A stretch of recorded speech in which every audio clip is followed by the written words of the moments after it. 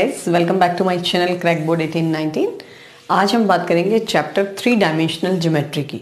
10 marks का chapter है, again scoring chapter है और बहुत ज़्यादा टफ भी नहीं है। ठीक है, इसमें से हो सकता है 4 और 2 के 3 क्वेश्चंस हो या 4 और 6 का 2 क्वेश्चंस भी आ सकते हैं। ठीक है, तो सबसे पहले हम ऑब्जेक्टिव क्वेश्चंस की बात करते हैं। ऑब्जेक्टिव क्वेश्चन जनरली जो बेस्ड होता है वो डीआरस और डीसीज पर होगा।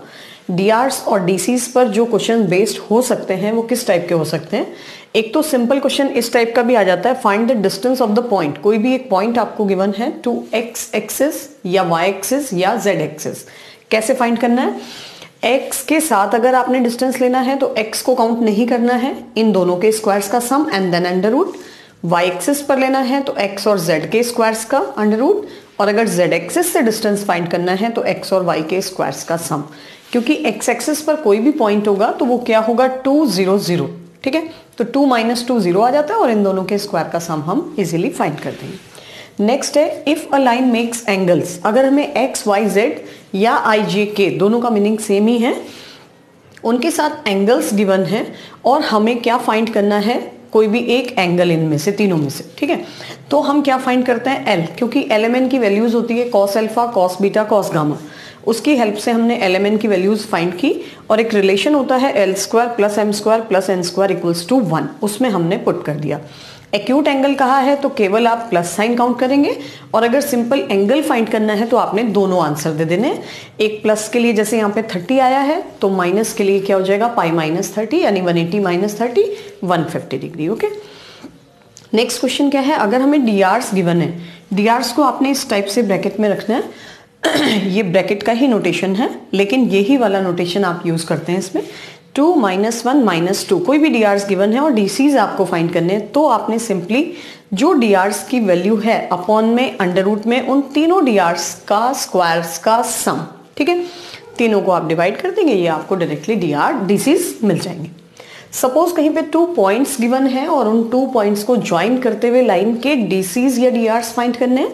तो डीसीज कैसे फाइंड करते हैं? हम पहले फाइंड करेंगे डीआरस। ठीक है, डीआरस के लिए x2 - x1, y2 - y1 and z2 - z1। x1 y1 z1 and this is x2 y2 z2। ठीक है, उसके बाद जैसे ही आपको डीआरस मिल जाए, इनको हम डिनोट करते हैं small a, small b, small c से। उसके बाद LMN फाइंड करने के लिए again a/√a² + b² + c², m के लिए b/√a² + b² + c² और n के लिए √a² + b² + c²। ठीक है, c/, तो ये तीनों आपको डीसीज मिल जाएंगे। अब हम बात करते हैं स्ट्रेट लाइन की। स्ट्रेट लाइन पर कौन कौन से क्वेश्चंस हो सकते हैं? ठीक है, तो नेक्स्ट पहले हम स्ट्रेट लाइन के कुछ फॉर्मूले रिवाइज कर दें, उसके बाद इसके ऊपर बेस्ड हम क्वेश्चंस आपको डिस्कस कर देते हैं। सिंपल लाइन की इक्वेशन है r = a + λb। a show करता है पॉइंट का पोजीशन वेक्टर और b है डायरेक्शन वेक्टर। ये कहलाती है वेक्टर फॉर्म। और कार्टेशियन फॉर्म क्या है? x - x1 / a = y - y1 / b = z - z1 / c = λ। अगर हम यहाँ से पॉइंट की वैल्यू फाइंड करते हैं तो पॉइंट कैसे फाइंड करेंगे आप? जो यहाँ से x की वैल्यू आएगी जब आप इसको लैम्डा पुट करेंगे, इसको जब आप लैम्डा पुट करेंगे, यहाँ से जो y की वैल्यू आएगी और यहाँ से जो z की वैल्यू आएगी, ये कहलाता है जनरल पॉइंट, जिसको हम यूज करेंगे फाइंड करने के लिए पॉइंट ऑफ इंटरसेक्शन के लिए भी, या फुट ऑफ परपेंडिकुलर के लिए भी, या इमेज के लिए भी। ठीक है, नेक्स्ट है अगर सपोज 2 पॉइंट्स आपको गिवन है तो r = a + λb - a। ठीक, और x - x1 / x2 - x1 = y - y1 / y2 - y1 = z - z1 / z2 - z1। इसी टाइप से अगर हमें एंगल फाइंड करना है 2 लाइंस के लिए, तो एंगल के लिए सपोज वेक्टर फॉर्म अगर हमें गिवन है तो दोनों के जो डायरेक्शन वेक्टर हैं उन दोनों का डॉट प्रोडक्ट अपॉन में दोनों का मैग्नीट्यूड। अगर लाइंस परपेंडिकुलर हैं या प्रूव करना है तो b1.b2 क्या होना चाहिए? 0। अगर पैरेलल गिवन है तो b1 और b2 को हम प्रोपोर्शनल यूज कर सकते हैं। सपोज लाइन कार्टेशियन फॉर्म में गिवन है तो ऐसा नहीं कि हमें इसको वापस वेक्टर फॉर्म में कन्वर्ट करना पड़ेगा। यहाँ पर a1 b1 c1 first line के डीआरस होंगे, a2 b2 c2 second line के डीआरस। तो डायरेक्टली हम cos थीटा यूज कर सकते हैं a1 a2 + b1 b2 + c1 c2 upon √a1² + b1² + c1² and √a2² + b2² + c2²।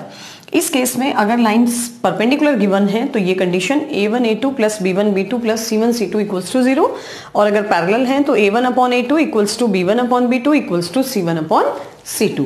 इसके बाद हमारे पास है शॉर्टेस्ट डिस्टेंस। शॉर्टेस्ट डिस्टेंस के लिए कोई भी टू लाइंस, चाहे वो वेक्टर फॉर्म में गिवन है या आपको कार्टेशियन फॉर्म में गिवन है, वहां से पहले आपने क्या फाइंड करना है, r equals to, first line है suppose a1 plus lambda b1 और सेकेंड लाइन है आपके पास a2 प्लस म्यू b2। तो SD के लिए आपने सिंपल फॉर्मूला अप्लाई करना है a2 minus a1, first vector find करेंगे, देन b1 क्रॉस b2 और अपॉन में आप लेते हैं b1 क्रॉस b2 का मैग्नीट्यूड और पूरे का हम ले लेते हैं मॉड। ठीक है, अब इसमें b1 क्रॉस b2 कहां से फाइंड करेंगे आप, b1 क्रॉस b2 आपने फाइंड करना है डिटर्मिनेंट की हेल्प से, i j k, जो फर्स्ट के वेक्टर्स के कंपोनेंट्स होंगे b1 के और फिर जो b2 के होंगे, तो ये एक वेक्टर टर्म आएगी। इस वेक्टर का इसके साथ डॉट प्रोडक्ट में i को i से इंटू करना है, j को j से और k को k से। ठीक है, लेकिन अगर सपोज कहीं पे आपके पास है lines parallel, for parallel lines, तो पैरेलल लाइंस की क्या पहचान होगी कि जो बी वेक्टर होगा दोनों का सेम होगा या प्रोपोर्शनल होगा, केवल जो चेंज होगा वो क्या होगा, a2 चेंज हो सकता है। ठीक, यहाँ पे कांस्टेंट अलग हो सकता है, जैसे बी वेक्टर एक लाइन में आपको गिवन है i प्लस जे प्लस के और दूसरी लाइन में है 2i plus 2j plus 2k, तो उन दोनों का क्रॉस प्रोडक्ट हमेशा क्या मिलेगा आपको, जीरो वेक्टर। तो इस केस में जब आप SD फाइंड करेंगे तो कैसे करेंगे, b क्रॉस करना है आपने a2 माइनस a1 के साथ और इसका लेना है मॉड और अपॉन में केवल b का मॉड। ठीक, तो इसके लिए क्योंकि b1 क्रॉस b2 जब आप फाइंड करेंगे तो सेम वेक्टर का क्रॉस प्रोडक्ट क्या हो जाता है, जीरो। ठीक है, ये सब आपके फॉर्मूले हो गए। अब एक चीज और है इसमें कि कभी आपको अगर टू लाइंस को कोप्लेनर दिखाना है, सपोज लाइंस हैं आपके पास x minus x1 upon a1, y minus y1 upon b1, z minus z1 upon c1 और दूसरी लाइन है x minus x2 upon a2 b2 and z minus z2 upon c2। Coplanar के लिए simply आपने एक determinant लेना है x2 minus x1, y2 minus y1 और z2 माइनस z।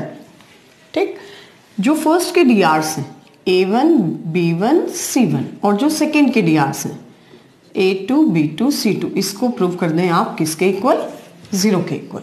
तो ये इंडिकेट करता है कि लाइंस कैसी हैं, कोप्लेनर। ठीक है, तो स्ट्रेट लाइन में बस केवल इतने ही फॉर्मूले हैं आपके पास। क्वेश्चंस किस टाइप से आ सकता है, सिंपली टू लाइंस आपको दे दी, prove that these two lines are coplanar, तो आपने सिंपल ये फॉर्मूला अप्लाई करके इसको किसके इक्वल प्रूव करना है, जीरो के इक्वल। इसी में अगर सपोज यहाँ पे find the equation of plane containing this two line हो, वो अभी हम आपको प्लेन की इक्वेशन में बताएंगे। इसी डिटर्मिनेंट में बस यहाँ पे x y z आ जाता है, दैट्स इट। ओके, सपोज आपको टू लाइंस गिवन है, कोई उसमें एक अननोन यूज किया है आपने। एक चीज और है लाइन में, कहीं पे x minus x1 upon a, लेकिन यहां पे आपके पास है 2y माइनस, इसको पर्टिकुलरली ले लीजिए, 1 minus x upon 3, 7 minus 7y upon 14, z minus 1 upon 2। इसको हमें स्टैंडर्ड फॉर्म में कैसे कन्वर्ट करना है, सबसे पहले यहां होना चाहिए आपके पास x माइनस x1, यानी क्या कॉमन करना है आपको, -1। उस माइनस को कहां ट्रांसफर करते हैं आप, अपॉन। क्लियर है। नेक्स्ट है -7 हमने यहां से कॉमन किया, y माइनस 1, और वो -7 कहां ट्रांसफर हो जाएगा, अपॉन के अपॉन में। इस -7 से जब आप इसको कैंसिल करेंगे तो यहां पे आपको मिल जाएगा -2। ये क्योंकि स्टैंडर्ड में ही चेंज है, ये आपका सिंपल आ जाएगा। तो आपने पहले चेक करना है कि कोई भी लाइन स्टैंडर्ड फॉर्म में नहीं है, तो डीआर्स फाइंड करने से पहले आप उसको स्टैंडर्ड फॉर्म में क्या कर दें, कन्वर्ट कर दें। ठीक है, इसके ऊपर जो बेस्ड क्वेश्चन आता है, या तो आपको टू लाइंस को कोप्लेनर प्रूव करना है, या कभी कभी जैसे टू लाइंस आपको गिवन है, आपको शो करना है, फाइंड करना है point of intersection. Point of intersection के लिए आपने क्या करना होगा, सिंपली पहले फर्स्ट लाइन का जनरल पॉइंट आप फाइंड करेंगे, फिर सेकेंड लाइन का जनरल पॉइंट फाइंड करेंगे। सपोज कोई भी लाइंस है हमारे पास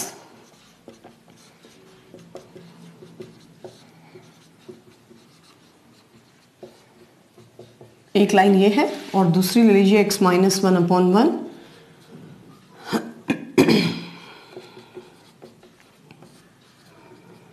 इसको ले लेंगे आप म्यू। सिंपल एग्जांपल दे रहे हैं आपको, आप ट्राई कर लीजिएगा क्वेश्चन। सबसे पहले फ्रॉम फर्स्ट लाइन आपने क्या फाइंड करना है, जनरल पॉइंट। क्या होगा वो, कैसे फाइंड करेंगे आप उसको, सपोज आपने पी लिया है, यहां से जो x की वैल्यू आएगी यानी माइनस लैम्डा प्लस 1, यहां से जो y की वैल्यू आएगी 2 lambda plus 2 and lambda minus 3 plus 3। ठीक, अब आपने फ्रॉम सेकेंड लाइन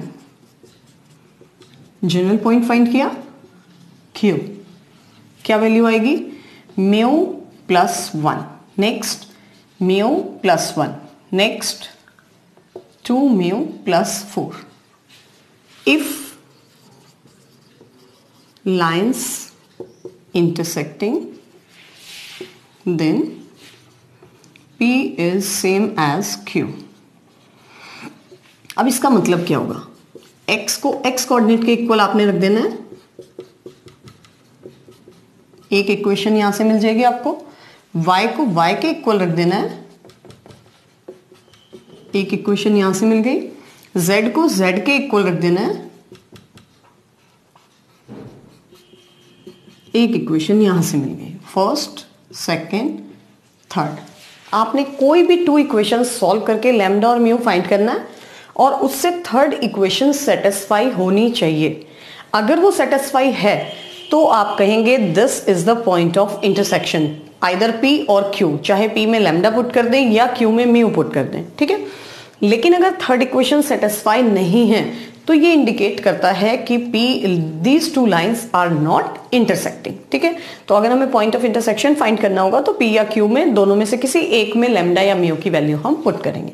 लेकिन पहले आपने 2 इक्वेशन को सॉल्व करके साइमल्टेनियस जैसे सॉल्व करते हैं, वहां से लैम्डा और म्यू फाइंड करके थर्ड इक्वेशन को सेटिस्फाई करना है, उसके बाद आप पुट करते हैं लैम्डा या P की म्यू की वैल्यू। ओके, परपेंडिकुलर यानी नॉर्मल टू द प्लेन। अगर ये प्लेन है, सपोज ये प्लेन है, तो इसके डीआर्स नहीं यूज करेंगे हम, इसके परपेंडिकुलर लाइन, ये जो लाइन है इसके डीआर्स यूज करते हैं।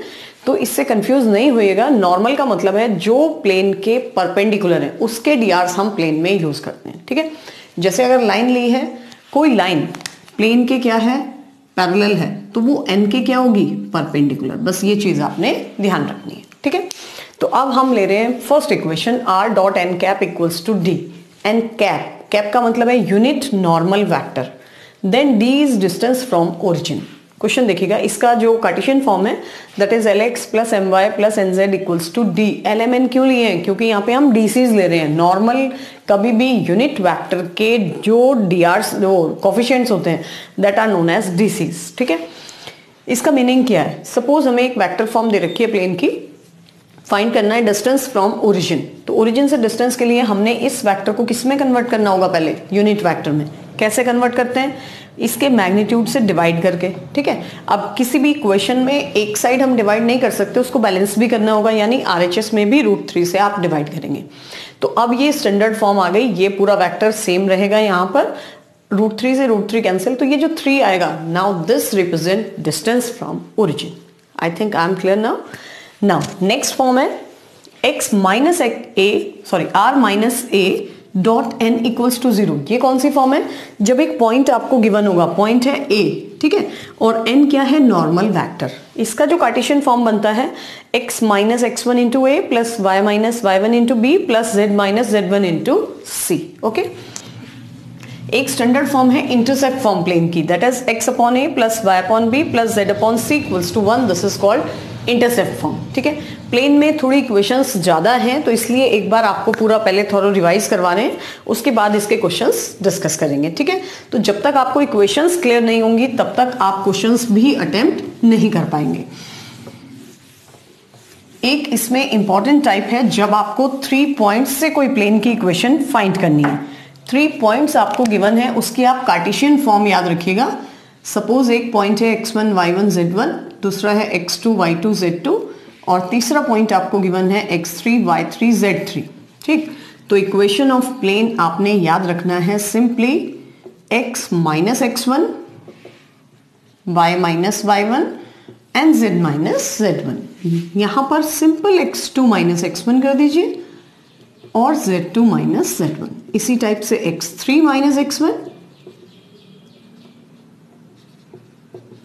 सिंपल फॉर्म है। कभी भी आपको 3 पॉइंट से प्लेन की इक्वेशन फाइंड करनी है।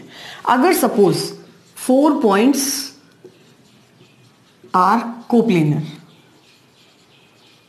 ये प्रूव करना है, तो हमने क्या करना है, x2 माइनस x1 से शुरू करना है, फिर x3 minus x1, x4 minus x1, y2 minus y1, y3 minus y1 and y4 minus y1, z2 minus z1, z3 minus z1 and z4 minus z1 को अगर हम प्रूव कर दें 0 के इक्वल, ठीक है, तो ये 4 पॉइंट्स क्या हो जाएंगे, कोप्लेनर। तो कभी भी आपको 4 पॉइंट्स को कोप्लेनर प्रूव करना है तो आप डायरेक्टली ये अप्लाई कर सकते हैं। लेकिन अगर 3 पॉइंट्स से प्लेन की इक्वेशन भी फाइंड करनी है तो पहले आप इक्वेशन फाइंड करें और 4th पॉइंट को एक्स वाई जेड के प्लेस पे पुट करके इक्वेशन को सेटिस्फाई कर दें, तो भी आपका क्वेश्चन सॉल्व हो जाता है। अलग से आपको ये डिटर्मिनेंट प्रूव करने की जरूरत नहीं है। ओके, नेक्स्ट टाइप है, इंपॉर्टेंट टाइप है, इक्वेशन ऑफ प्लेन। अब इसको आप डायरेक्टली ध्यान रखेंगे क्योंकि इसके ऊपर डायरेक्ट क्वेश्चन बेस्ड आता है। Equation of plane passes through, कोई भी एक पॉइंट आपको गिवन है x1, y1, z1 and perpendicular to 2 planes a1x, b1y, c1z equals to d1 and a2x plus b2y plus c2z equals to d2। एक point और 2 plane जिनके plane क्या है, परपेंडिकुलर है, तो आपने x minus x1, y minus y1, z minus z1, a1 b1 c1 और a2 b2 c2 क्या रखना है, 0 के इक्वल। क्लियर, सिंपल आपको इक्वेशन मिल जाएगी डायरेक्ट, कोई अलग से आपको इक्वेशन सॉल्व करने की जरूरत नहीं है। नेक्स्ट स्टैंडर्ड फॉर्म है, बहुत ज्यादा क्वेश्चन आता है ये भी, क्या है, equation of plane passing through intersection of 2 planes. Equation of plane passes through intersection, जहां भी ये वर्ड आए, ऑफ 2 प्लेन्स। उसके लिए आपने क्या करना है, अगर प्लेन आपको वेक्टर फॉर्म में भी गिवन है तो आप उनको पहले कार्टेशियन में कन्वर्ट कर दो, ठीक है। जैसे अगर suppose r dot n1 equals to d1 है and r dot n2 equals to d2 है, तो हम इसको कैसे चेंज करेंगे, this is a1x, b1y, c1z और d1 इक्वल्स टू 0 और यहां से आपको मिल जाएगा a2x, b2y, c2z और minus d2 equals to 0। Simply आपने पहले उनको कार्टेशियन में चेंज कर दिया। अब इक्वेशन ऑफ रिक्वायर्ड प्लेन, क्या होगी वो इक्वेशन, पहले पूरी फर्स्ट इक्वेशन एक ब्रैकेट में डाल दीजिए आप, a1x, b1y, c1z, d1 और फिर plus lambda times second equation.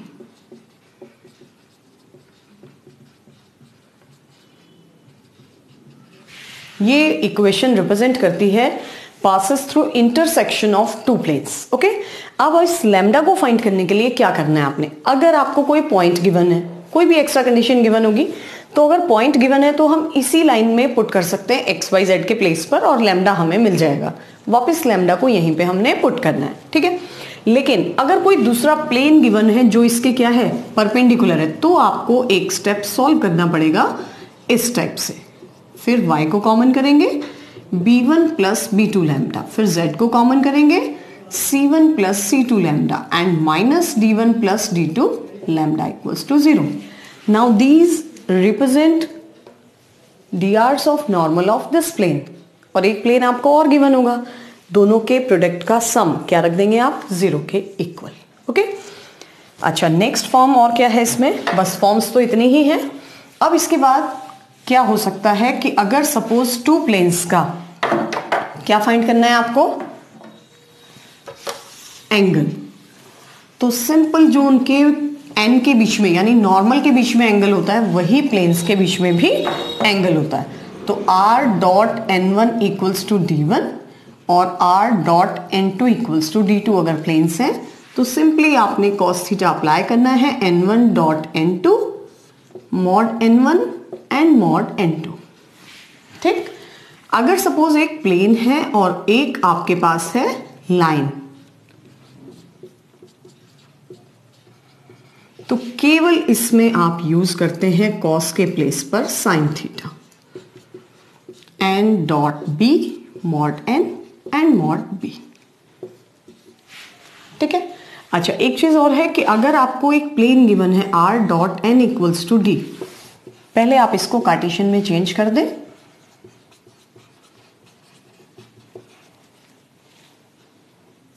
और इसका अगर हमें डिस्टेंस फाइंड करना है फ्रॉम किसी भी पॉइंट से, तो आपने क्या करना है, एक्स वाई जेड को सिंपली कोऑर्डिनेट से रिप्लेस कर देना है